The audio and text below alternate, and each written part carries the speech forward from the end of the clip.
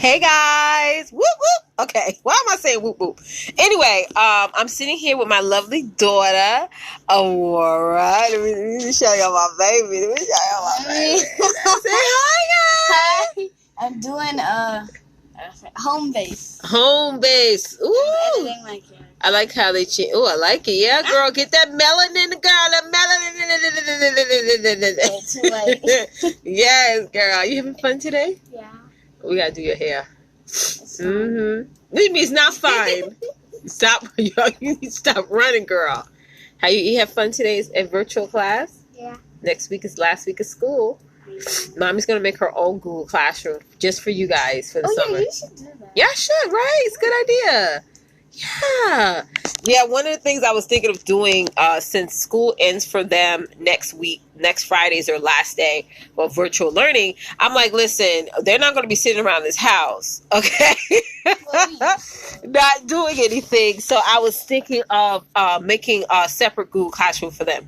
But that's not why I decided to go live today. Hold on, this camera is weird. Hey, LaShawn, welcome, sis. How are you? How are you doing today? Yes, LaShawn, if you can go into the group chat and let everybody know. Ooh, look at me. I'm a mess, girl. I'm falling to pieces, honey. I'm falling to pieces. And let everybody know that I'm live. So I'm going to wait a couple of minutes. This morning I've been doing a lot of reading. I've been doing a lot of reflecting. For the past couple of days, my energy has gotten much better. And I could say mainly because, not mainly, but it's a lot of different factors. It's me taking my time. It's me drinking more water. Like I keep 6 bottles of water next to my bed now. So I literally drink down as much as I can before I eat, before I do anything. Because water is definitely good when you're pregnant, you know. But anywho, so like I said, I've been doing a lot of reflecting today, a lot of thinking, a lot of like, really tapping into what gets our dreamy customer or what gets our dreamy client to move forward, to move forward with whatever it is that you're offering. And one of the things that I've noticed that really has always worked for me was before I even tapped into somebody's offer, they first got me on the front end by touching on a pain point or an initial challenge that I've had prior to even learning about what product, service, or program that they have. So I'm going to give you an example with my personal industry. You guys know I do sales and systems, and that's what I teach. And a lot of my live stream content, a lot of my marketing has been based around helping people understand why they need to generate more sales in their businesses and helping them to understand why they need to make more money in their businesses, helping them to understand why they need to create systems, right? But before, nowadays, in the world that we're living in now, hey, Therese, how you doing, love? Within the world that we're living in right now, you got to first figure out and determine what is keeping your particular audience from even making that step into spending money with you, right? So what I realized this morning that it has nothing to do with helping them to discover that they need to generate more sales. Obviously, that's a guarantee. Everybody knows they need to make more money, right? They need to generate more. They need to convert more, right? But on the front end, there's something that is keeping them from getting in.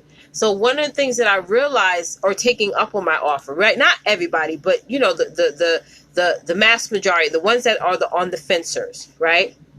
So this is more, hey, Darlene, good morning. I loved you. I loved watching you and Alita's show this morning. It was amazing. Because like I said, it's like, hold on one second. Y'all got to blow my nose. Hold on. Hold, please. Oh, God. My sinuses is acting up. So like I said, nowadays, people are very much mindset. When you transform some people's mindsets about who they are, what they do, and how they have the power to actually control and change the direction of their lives, you have to then say, well, let me first determine what is keeping my audience from making that purchase, and let me focus only talking about that when I'm going live, when I'm posting. Okay, let me give you an example. So like I just said, let me go back to my particular industry, and you guys can share in the comments what are some of the struggles you're seeing your audience is having that's keeping them from purchasing from you. So my particular industry, like I said, like what I've been doing for the past, I don't know, over 10 years is talking about sales, marketing, strategy, all that stuff, right? Branding, everything. But nowadays, with this whole pandemic, with this whole social unrest, people are now have limiting beliefs about their futures. They have limiting beliefs about their life. They have, they assume things that are not the actual current reality. So now I need to switch. This morning I discovered I need to switch what I'm talking about from sales to more talking about getting women to understand that they're worthy of abundance, that they're worthy of success, that they're worthy of that next level, that they're worthy of getting things done. I realized this when I went live with Sasha last week. And yes, we were talking about getting people to book a call and things like that. But really allow people to move was a simple fact that we was really wedging at their pain points. Y'all saw that, right? Hold on, y'all. I got something on my teeth. Hold on. Do I have something? No, it looks like I have something on my teeth, but I don't. We were wedging their emotions. And you got to capture and captivate and wedge on people's emotions. Because even with everything that you know and everything that you can give and offer to people, they're not going to get it until you really get them in the heart. Like, I feel like in the past, we've got people mentally, like in the brain part, but now mindset has a lot to do with the heart too, because people are really thinking not so much with their mind anymore. They're thinking more with their heart. They're very much emotional and over dramatic and things like that. And they're considering all these negatives before they actually consider the positive. Like, they're not really going with their gut and saying, yes, I'm going to do this despite the situation, despite my circumstances, despite what people are saying. Are y'all getting this so far? Let me know if y'all getting this. So, like I said, going back to my particular industry, because I'm just using myself as an example, not so much talking about sales and sales strategy when it comes to marketing. I got to first get people on mindset. I got to first get my dreamy client on getting her to understand that she does have success in her hand. It is possible for her to leave her job. It is possible for her to gain financial freedom. It's all possible. Once you get people to understand they're possible, then the possibility of them getting inside your program, no matter what, or offer or product, no matter what price it is, they're going to pay at the highest price. They're going to pay at the highest price. But the thing is that if we keep getting so technical and talking about, what we have to talk about what we do, but we get so technical into the process and the details and all these different things. Like, I'm gonna give you an example. Instead of me doing a live now talking about 5 reasons why you need to generate sales online, I will switch that topic to now talking about 5 reasons why you deserve to make more money, or 5 reasons why you deserve abundance, 5 reasons why you deserve success. Like, going more that direction versus 5 reasons why you need to generate more sales online. Y'all get what I'm saying? Like, get them on the mindset shift. And then while I'm talking about my offer, like offering my calls or offering my success, sales success creators, I'm going to say, go to camelsuccess.com and get inside my offer, because I'm going to help you make sure that you reach your abundance or get to your level in your business or whatever. But on the front end, I don't need to wedge sales, generate more sales, systems all the time. If their struggle is not learning about how to generate more sales, not learning about how to generate more systems, even though they need it, their struggle is them mentally shifting themselves that they deserve more, that they do deserve to build a successful business, that they do deserve financial freedom, that they do deserve financial independence. we got to first get people on the mindset shift first. And that's how really all marketing is now. Right now, when I'm looking at, I saw a Domino's commercial, and just recently, the brand new Domino's commercial, and the delivery person was wearing a mask, and the delivery person dropped off the package, at the door instead of knocking. And the commercial was in reference to the pizza. You ever ordered Domino's pizza before? I don't like their pizza, to be honest. But anyway, their commercial was in reference to the pizza, but they tapped on people's emotions by having the mask on, by putting the pizza down on a porch, you know what I'm saying? Just so, that customer can, not feel like they're getting like that contact with the delivery person. And so now that created trust in all those of us, the consumers who are looking at it and getting us to feel comfortable. Are y'all catching me so far? Thank you, LaShawn. Getting those for us to get comfortable. You're welcome, Darlene, to make that order, to go on their app and order. I mean, Uber Eats does it. I mean, several of these places, restaurants are doing it. I mean, even Geico. I mean, so many people are doing it, where now they're really, even Chase. I just saw a commercial this morning about Chase. And I have all these issues with Chase Bank. I feel like they have all these fees, and I mean, that's a whole other topic, right? But with Chase, now the commercial I saw this morning, they were talking about you could bank anywhere all over the world. You don't have to even go into our banks anymore. You don't need to talk to a teller anymore. You don't need to walk into and see a bank representative anymore. And they're talking about all their services, everything from cash, from depositing a check to you know how you have to go to the bank sometimes and see like an actual, not a teller, but an actual representative. They have things set up now where you don't have to do that. You can virtually fax something now. You can, I think they mentioned something about virtual notary, which I don't know how that's going to work, how you're going to see a notary virtually. But anywho, well, I could see how that's going to work if you do like a Zoom call. Cause I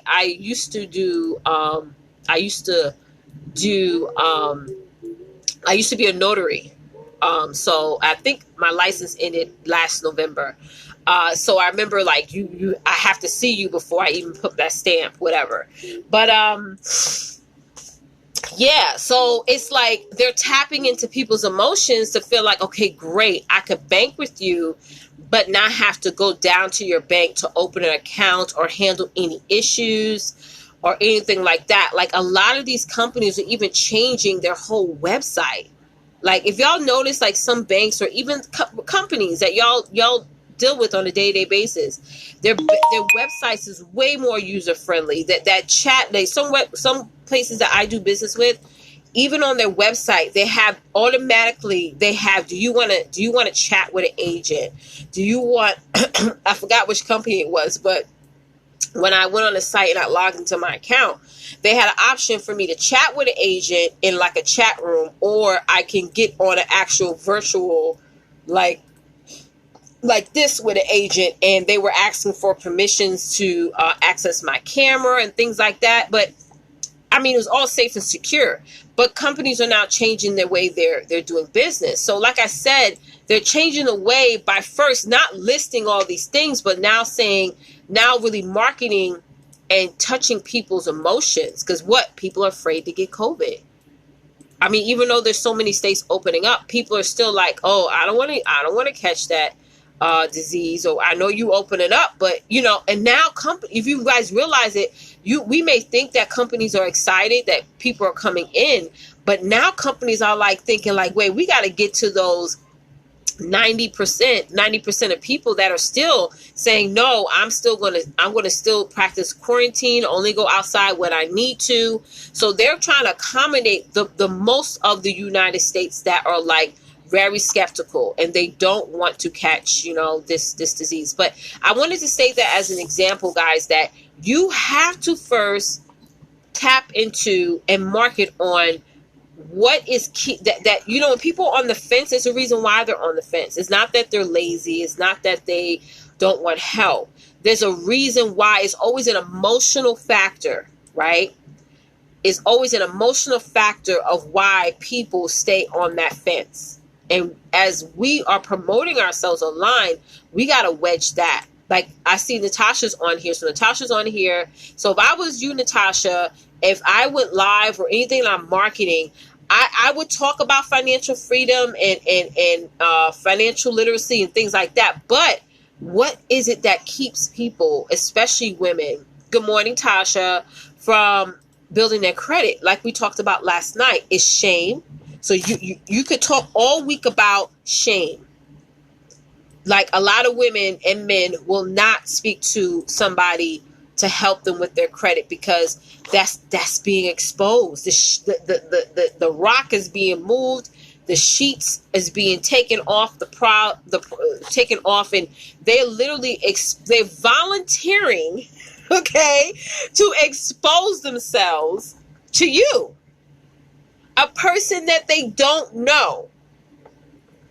Just imagine the fear involved in that. Just imagine the shame. You know, they're assuming that the minute you look at their credit history, you're going to come up with all these different types of labels, which I know you're not. I'm just telling you, we got to put ourselves in the position of the client. So there's a lot of shame. There's a lot of regret, right? So what they're going to do all the time, they're going to look at the past. They're not seeing the future. They're not seeing, okay, if they work with you now in June, by next June, they will see a difference. They will see a difference in their credit, right? They will start to notice certain opportunities that they can take advantage of, right? They'll start to feel more confident, right? Even beyond them seeing a difference in their credit repair, they're going to start to feel more confident. They're going to start to feel more assure of themselves and just imagine all the other things in their life that they can start creating and doing. Maybe they'll start losing weight. Maybe they'll start, focusing on so many other different things, building better relationships with people. Like, we think we solve one problem, but we solve one problem of many problems. I'm going to repeat that again. What we do is that we solve one problem of many problems, but we have to focus on that one problem that we want to solve for a client or customer in order to help get them to get that many problems. So you got shame. Right? You got regret. So you could do a whole week talking about shame. You could do a whole week of talking about regret.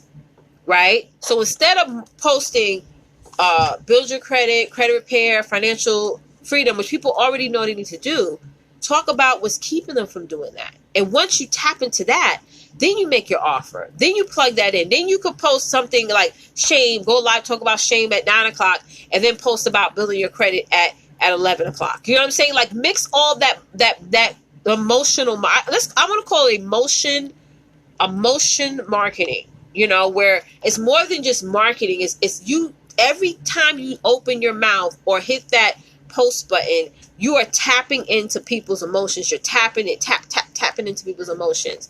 Instead of just saying, hey, buy my stuff, right? This is going to help those of you who are in network marketing too. Tap into people's emotions, and going back to Tasha, it's shame, it's regret, it's self-discovery now, and they got to change, their whole mind, because it starts in the mind. Everything that somebody transitions and change starts in the mind. They have to self-adjust, and that's a struggle for people to adjust. To now tell your friends, like, listen, I don't got you this time when we go out to the bar. I know a friend that does that. Like, when he goes to the bar, he always trying to pay for people, when it was to a point where he had to stop doing that. And then he felt shame.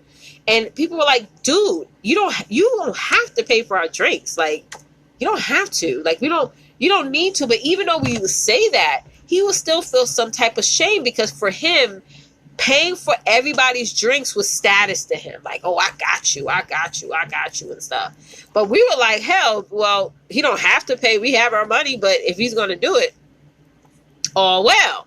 But when he couldn't do it anymore, we didn't feel no type of way because, oh, you cheap or you broke.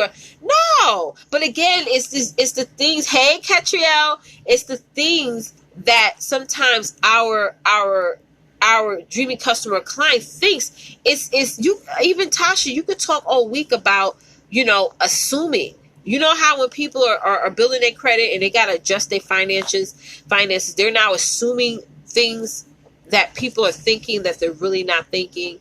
They're assuming that people are thinking they're broke. They're assuming that people are thinking they ain't got no more money, and they're liars, and they're like a lot of times people assume like I remember when we was financing the truck that Rory got 2 years ago. My husband got this I forgot the name of the car. I think it was like a Dodge something, and I got so mad at him when he went to the dealership without telling me and went to finance a car. And that was not the first time he did that. That was the third time he did that. Out of the 18, 19 years we've been together, he went to a dealership without telling me and bought and financed a car. And I'm like, we don't need to finance the car. I'm like you, Tasha. Last night I was like, I don't in New York, and the reason why I don't like in New York, if you finance a car, especially the type of car that my size family needs, you're basically paying for a 1-bedroom apartment. That's how much it is, because his driving record ain't good. Mine is straight, but being the fact that we're married, they count us both. So we were paying over $1,000 a month. It's ridiculous, because out here in New York, you can't get you have to always get full coverage when you are financing a car. They ain't trying to do that any other coverage but full coverage, which is a lot of money. And you paying a note, and you paying for maintenance. It doesn't make sense for us to finance a car. It's stupid for us. If y'all financing your vehicle, I'm not trying to bash y'all, but for my family, it's just dumb. Okay, it's just dumb. We just save and buy a car outright. Anywho, insurance alone, yes, girl, and it comes out to be like it's just a waste. It's just a waste. Anyway, especially Katria, another thing, especially if the majority of the time you're taking public transportation, why are you financing a car that you only driving once a week? It makes no sense. My mother-in-law, she financing 2 cars, and she works all the way out of Manhattan. I barely see this woman drive the car. Barely. That car stays in the same place, and I'm looking at her. I'm like, what's this woman doing, girl?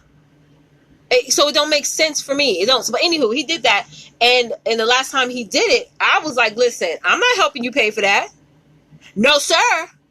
And then within less than a year, he tried to be like, oh, that's how, he's a typical West Indian, you ain't going to tell him nothing. And he tried, his hardest of the hardest to keep that car. And what ended up happening? I wake up one morning, he standing at the door, right? Listen to this country out.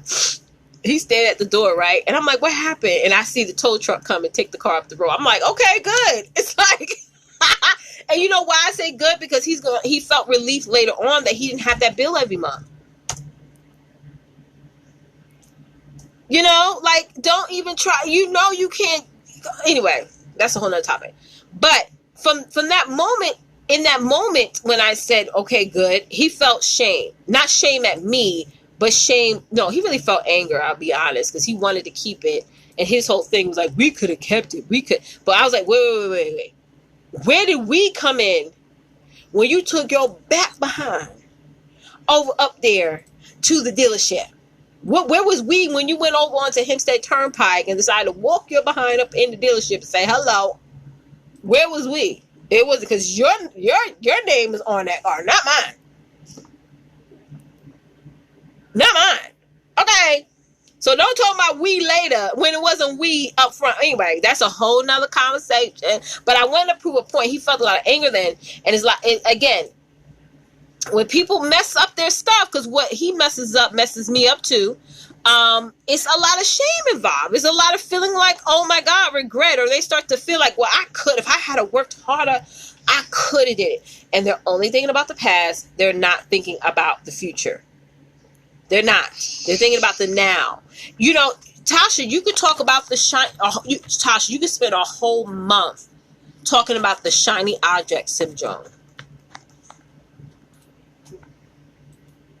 The shiny object. If y'all are, I'm telling you, I am predicting this now.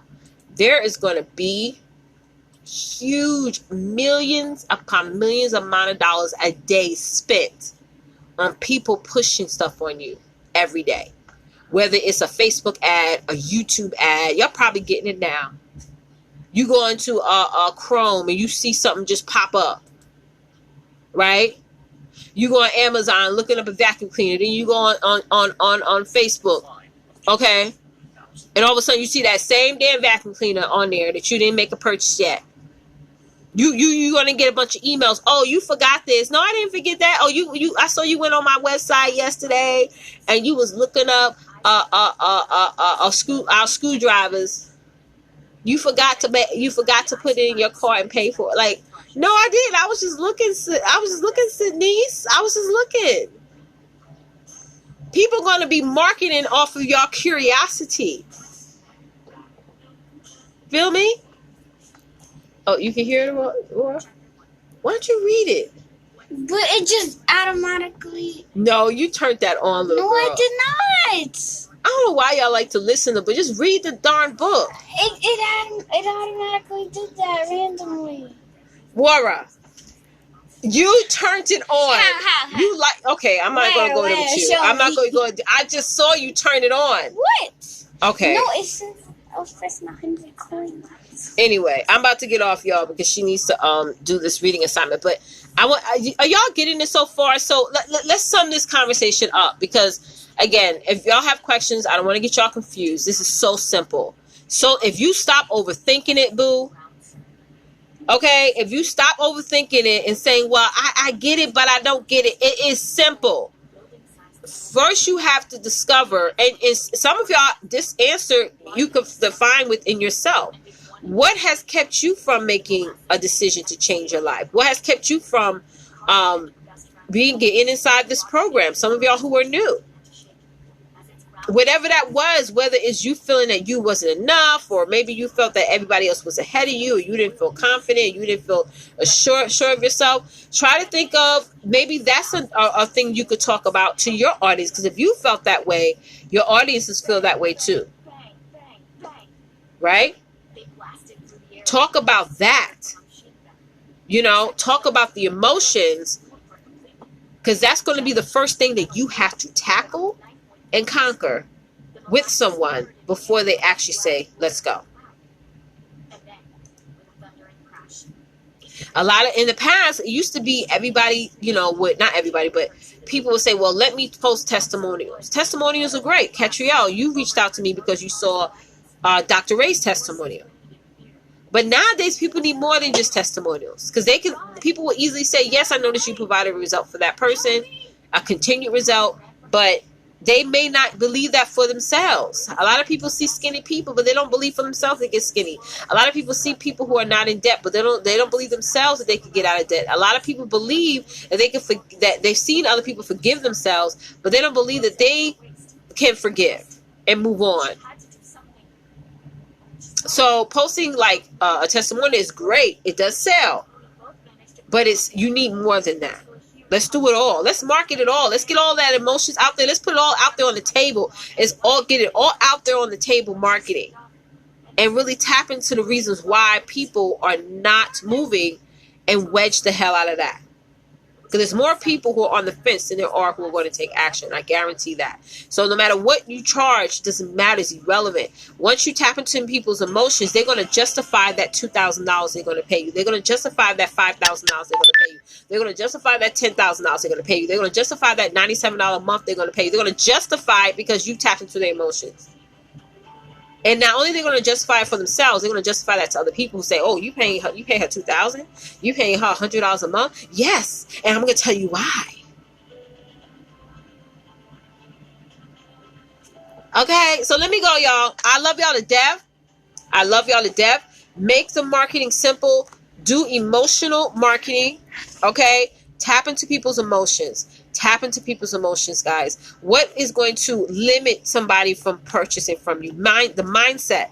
Get in their heads. Get in their heads. You feel me? Because it works. All right, y'all. See y'all next time.